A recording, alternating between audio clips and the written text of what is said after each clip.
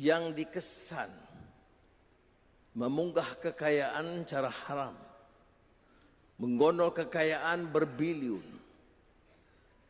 dahulu, apalagi sekarang.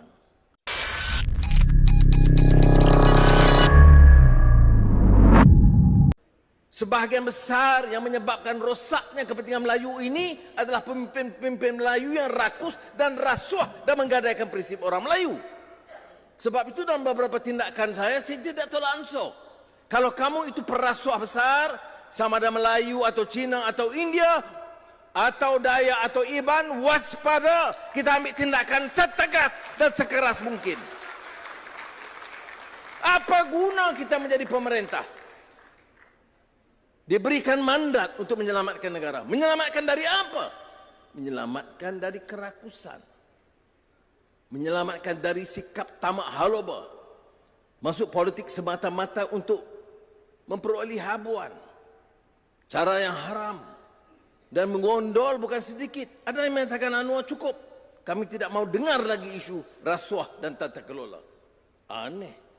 Masuk politik, mau jadi pemimpin politik, tapi takut bicara soal governance and corruption.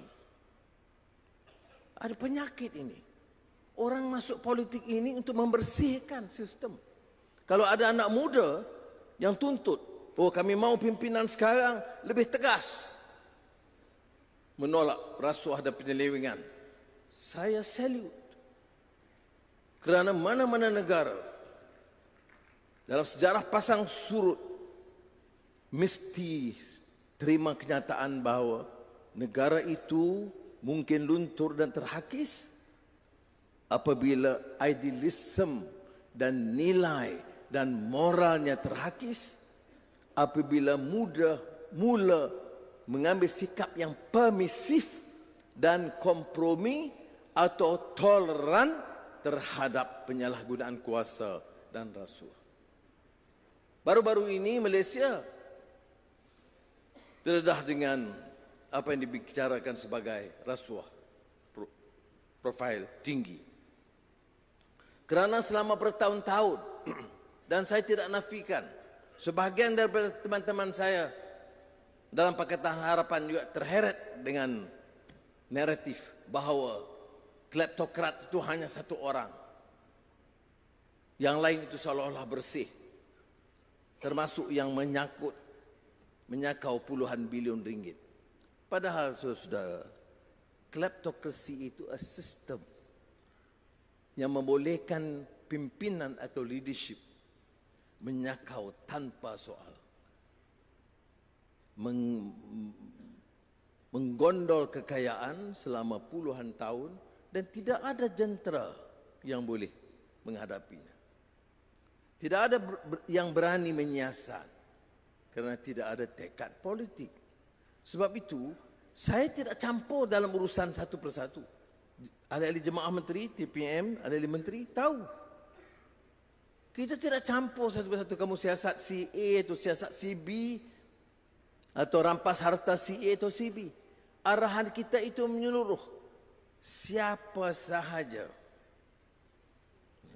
yang dikesan memunggah kekayaan cara haram, menggondol kekayaan berbilion dahulu, apalagi sekarang, tanggungjawab badan penguatkuasaan mestilah bertindak dengan tegas dan berani, dan kita akan pertahankan mereka.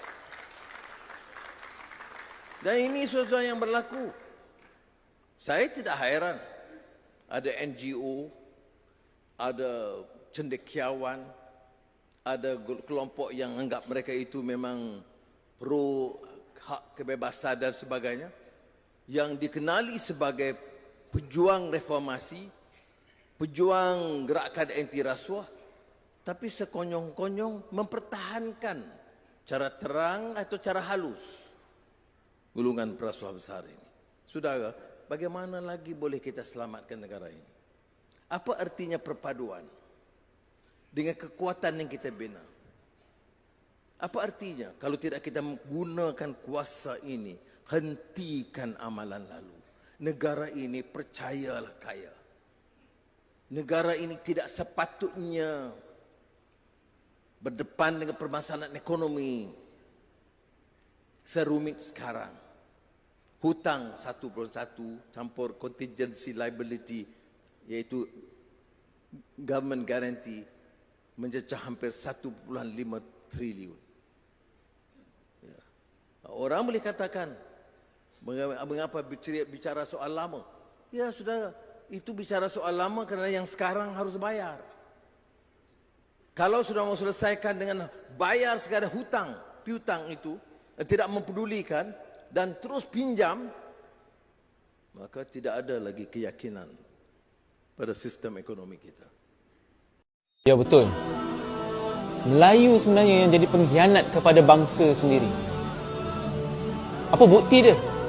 Sejarah telah menunjukkan bahawa bangsa Melayu sendiri yang menjadi tali barut kepada penjajah sehingga runtuhnya Kota Melaka yang merupakan sebuah empayar Melayu Islam yang terbesar di kawasan Asia Tenggara ini suatu ketika dahulu.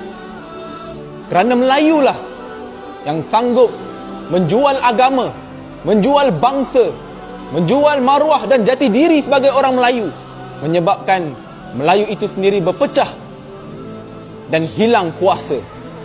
Lebih 500 tahun kita dijajah, menjadi hina di tempat tanah kelahiran kita sendiri. Kerana apa? Kerana kita berpecah, kerana lemahnya iman kita. Itulah dia Melayu. Dan hari ini, adakah kita nak ulang lagi peristiwa dan sejarah yang lama? Bila kita Melayu ini mula berpecah, adakah kita nak tengok kita orang Melayu menjadi hina di tanah kelahiran kita sendiri? Hanya dengan Melayu kembali kepada Islam, berpegang teguh kepada agama, bersatu padu, barulah Melayu akan dapat nikmat yang pernah kita rasa suatu ketika dahulu. Benarlah pesan Mat Kilau, jaga agama, jaga bangsa, jaga negara, jangan sampai bangsaku tiada negara.